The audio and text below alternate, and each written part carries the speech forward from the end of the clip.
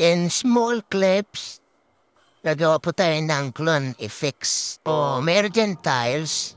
Yan yung magiging base natin para panatandaan sa gagawin nating kung nakikita niyo yung may isang mannequin dyan sa podium, yan yung magiging basihan natin. So, bawal po natin siyang daanan o apakan o o hakbangan.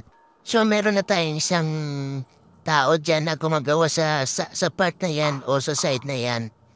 Yan. So, antayin lang natin matapos yung gawa niya. Tapos, papunta tayo sa kabilang side. Kung paano natin.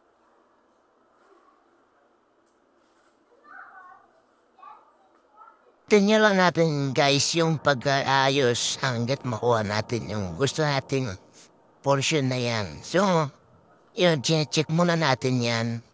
Yan.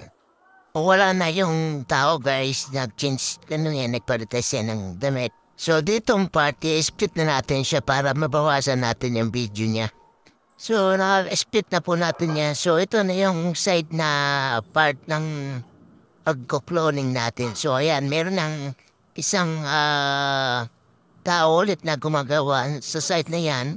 So, nakikita niyo sa kabila, wala nang gumagawa dyan dahil cloning nga. So, isang tao na yung gumagawa yan. Nagpalit na siya ng damit. So, yan, hantayin lang po natin matapos siya. Tapos, saka nating i-split sa dalawa. Yung tatlo lang yung tandaan nyo, yung yung overlay, mask, and split. Yan na yung tandaan nyo lalo pag kumapay na cloning.